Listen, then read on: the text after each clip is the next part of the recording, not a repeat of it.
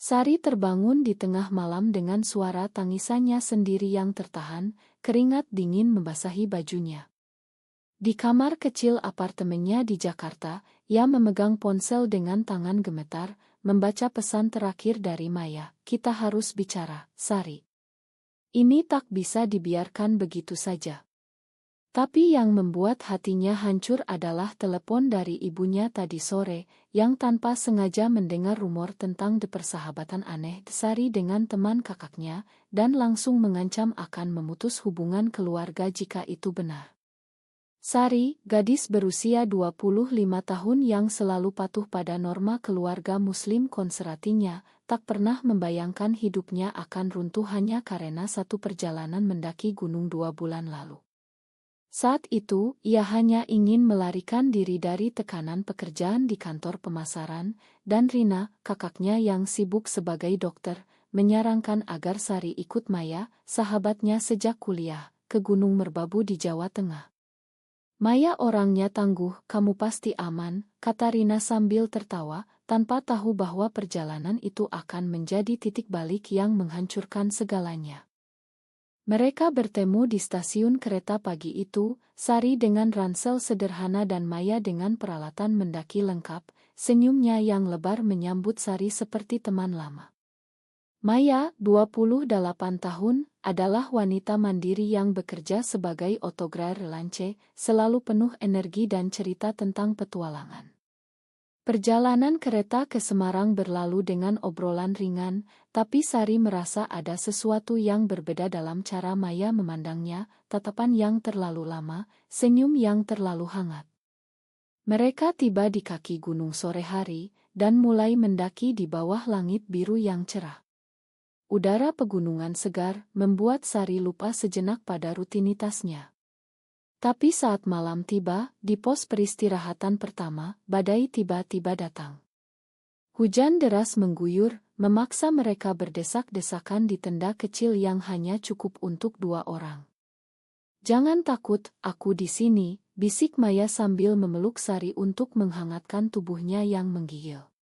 Saat itulah, dalam kegelapan yang hanya diterangi senter, Sari merasakan detak jantung Maya yang cepat, dan tiba-tiba bibir Maya menyentuh pipinya, bukan ciuman persahabatan, tapi sesuatu yang lebih dalam, yang membuat Sari mundur dengan kaget. Sari. "Aku tak bisa menahan lagi," kata Maya dengan suara parau, matanya penuh penyesalan tapi juga harapan. Pagi berikutnya, Sari berpura-pura semuanya biasa, tapi pikirannya kacau.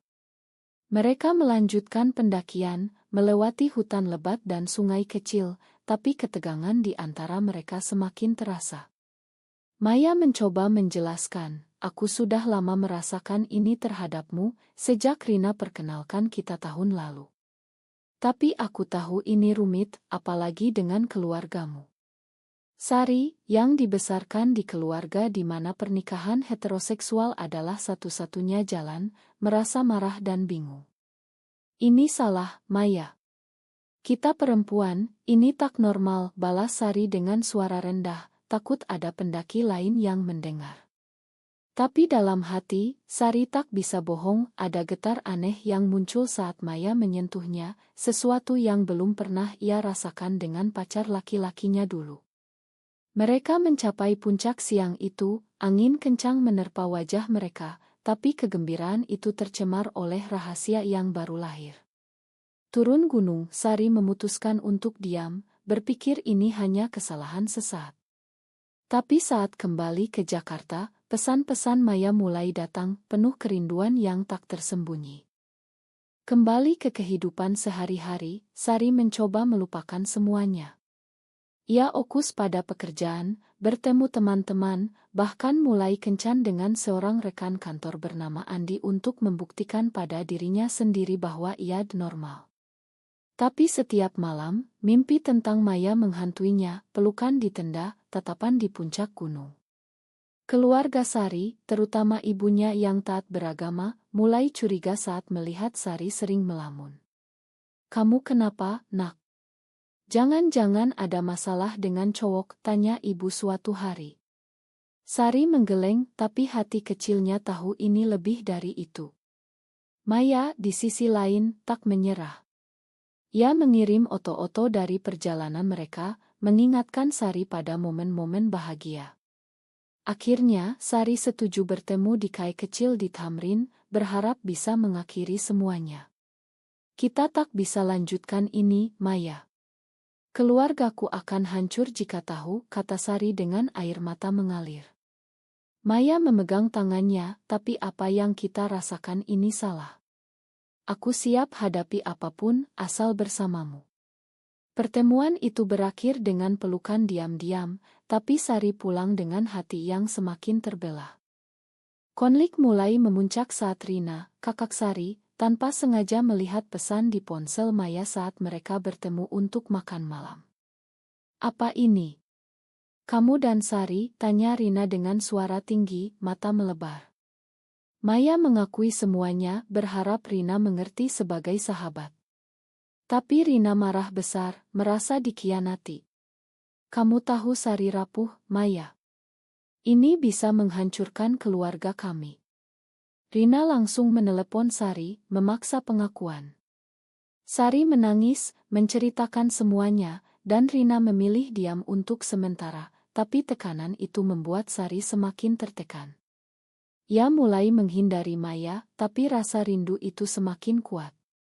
Di kantor, Andi mulai curiga dengan perilaku Sari yang berubah, dan saat Sari menolak ajakan kencannya, Andi marah. Kamu pasti ada yang lain, tuduhnya. Sari tak bisa jawab, hanya diam sambil memikirkan pilihan-pilihannya yang semakin sempit. Hari-hari berikutnya terasa seperti neraka bagi Sari. Ia mulai meragukan segalanya, keyakinannya, keluarganya, bahkan identitasnya sendiri. Setiap pagi, ia bangun dengan perasaan bersalah yang menekan dada, seolah-olah masyarakat Jakarta yang ramai di luar jendela sedang menilai dirinya. Maya mencoba menghubunginya lagi, tapi Sari memblokir nomornya, berharap jarak akan menyembuhkan. Tapi itu hanya membuatnya semakin kesepian. Rina yang awalnya marah, mulai melunak setelah berpikir panjang. Sebagai dokter, ia pernah menangani pasien dengan masalah identitas gender dan orientasi, tapi ini berbeda karena melibatkan adiknya sendiri. Sari, kita perlu bicara serius, kata Rina suatu malam saat datang ke apartemen Sari. Mereka duduk di sofa, Rina memegang tangan adiknya. Aku tak setuju dengan ini, tapi aku tak mau kehilanganmu. Tapi ibu tak akan pernah mengerti. Sari menangis, menceritakan perjuangan batinnya, bagaimana ia selalu merasa berbeda sejak remaja, tapi menekannya karena takut diusir dari keluarga. Sementara itu, Maya tak bisa diam, ia tahu risikonya tinggi di Indonesia, di mana undang-undang tak secara eksplisit melarang hubungan sesama jenis, tapi norma sosial dan agama membuatnya seperti dosa besar. Maya pernah mengalami penolakan dari keluarganya sendiri di Bandung, di mana ayahnya memutus hubungan setelah tahu Maya putus dengan pacar laki-lakinya karena alasan tak cocok. Maya memutuskan untuk bertemu Rina secara rahasia, berharap bisa meyakinkannya. Di sebuah warung kopi di Blok M, Maya berkata, aku mencintai Sari, Rina. Ini bukan permainan. Aku siap hadapi masyarakat, asal dia bahagia. Rina menggeleng, tapi di sini, di Indonesia, ini berbahaya. Ada kelompok-kelompok yang bisa menyakiti kalian, apalagi dengan media sosial yang mudah menyebar rumor.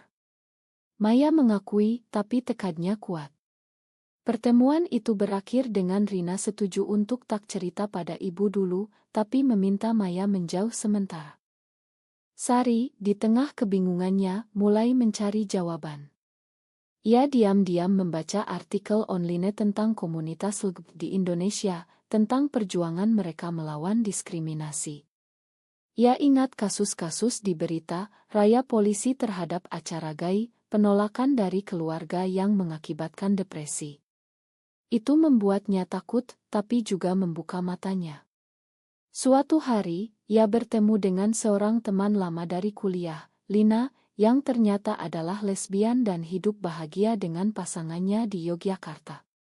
Ini tak mudah, Sari, tapi kamu harus jujur pada dirimu sendiri, nasihat Lina.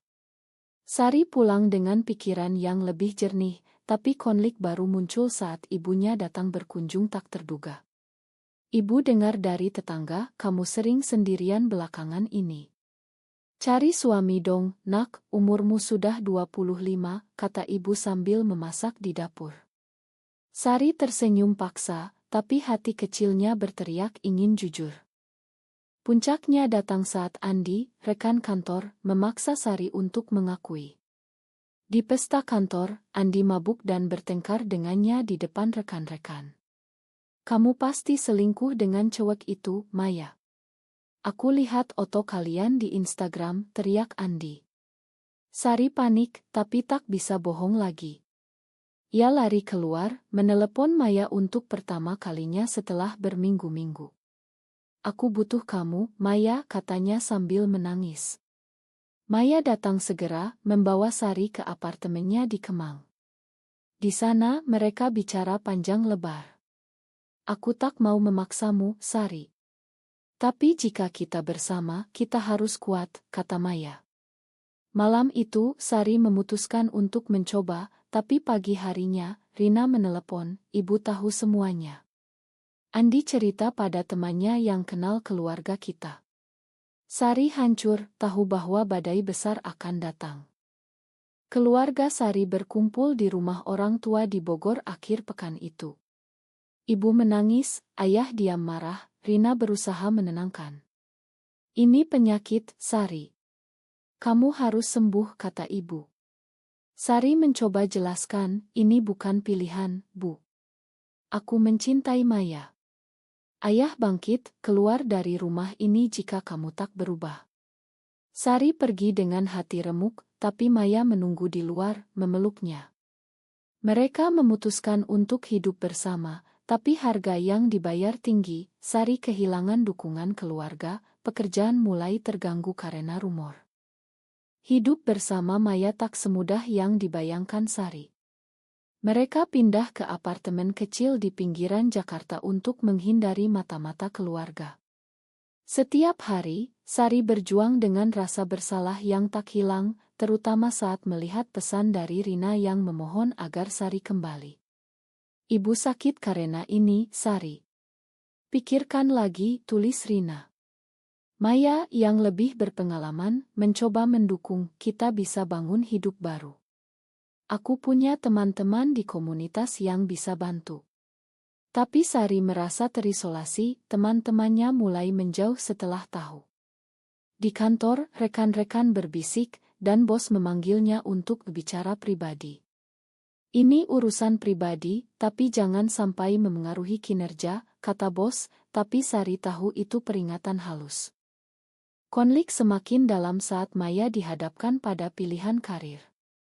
Sebagai otografer, ia mendapat tawaran proyek besar di Bali, tapi itu berarti meninggalkan Sari sementara. Aku tak mau pergi jika kamu tak siap, kata Maya. Sari mendorongnya pergi, berpikir itu kesempatan bagus, tapi dalam hati takut kesepian. Saat Maya pergi, Sari mulai ragu lagi. Ia bertemu dengan seorang konselor dari LSM di Jakarta, yang membantunya memahami perasaan itu. Banyak seperti kamu, Sari. Ini perjuangan, tapi kamu tak sendirian. Tapi saat malam tiba, Sari sering menangis sendirian, mempertanyakan apakah pilihan ini benar. Kembali dari Bali, Maya membawa kabar buruk, ayahnya tahu tentang hubungan mereka dari media sosial, dan mengancam akan melaporkan ke polisi dengan tuduhan penyimpangan moral. Di Indonesia, meski tak ada hukum spesifik, kasus seperti ini bisa berujung pada tekanan sosial atau bahkan kekerasan. Maya panik, kita harus hati-hati, Sari. Mungkin kita pindah ke kota lain. Sari setuju, tapi itu berarti meninggalkan segalanya. Rina yang mulai memahami, diam-diam membantu mereka mencari tempat baru di Surabaya. Aku tak setuju, tapi aku sayang kamu, kata Rina. Tapi pengkhianatan datang dari Andi, yang ternyata membocorkan foto pribadi Sari dan Maya ke grup WhatsApp kantor lama. Rumor menyebar cepat, membuat Sari dipecat. Dalam keputusasaan, Sari memutuskan untuk konfrontasi dengan keluarganya lagi. Ia datang ke Bogor, sendirian, berharap bisa meyakinkan. "Bu, Ayah, ini aku yang sebenarnya. Tolong terima," katanya dengan air mata. Ibu memeluknya, tapi Ayah tetap keras, "Ini melawan agama kita." Sari pergi dengan hati hancur, tapi itu membuatnya lebih kuat. Maya menyambutnya kembali, dan mereka memutuskan untuk bergabung dengan komunitas rahasia, di mana mereka bertemu orang-orang dengan cerita serupa. Tapi tekanan masyarakat tak berhenti. Suatu hari, mereka diikuti oleh orang tak dikenal setelah acara komunitas, membuat mereka takut. Puncak drama datang saat Rina hamil dan mengundang Sari ke acara keluarga. Sari datang dengan Maya, tapi itu menjadi konfrontasi besar. "Ayah marah, jangan bawa dia ke sini." Maya berdiri tegar, "Saya mencintai putri Bapak." Pertengkaran itu berakhir dengan Sari memilih pergi, tapi Rina mengikuti, "Aku akan bantu kalian." Ibu mulai melunak. Itu memberikan harapan kecil, tapi harga yang dibayar adalah hubungan keluarga yang retak selamanya. Tahun berlalu, tapi luka tak pernah sembuh sepenuhnya.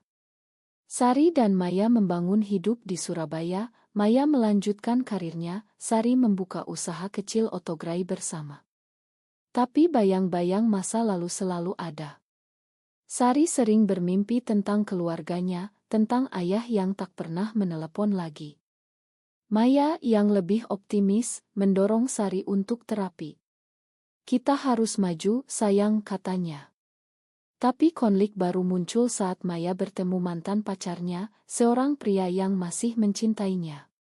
"Dia ingin bertemu, hanya teman," kata Maya. Sari cemburu, takut Maya kembali ke jalan lurus.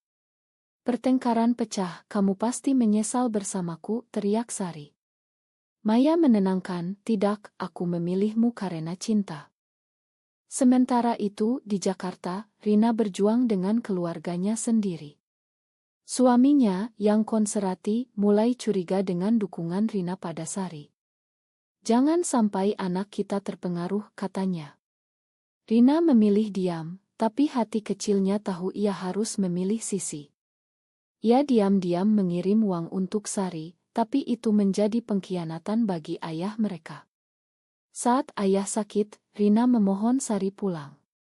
"Ayah sekarat, Sari. Dia ingin Ma." Sari ragu, tapi Maya mendorong, "Ini kesempatan untuk damai." Sari pulang, tapi ayah hanya diam, mata penuh penyesalan tapi tak ada kata Ma. Ibu memeluknya, "Kembalilah, Nak." Tapi Sari tahu ia tak bisa kembali ke kehidupan lama.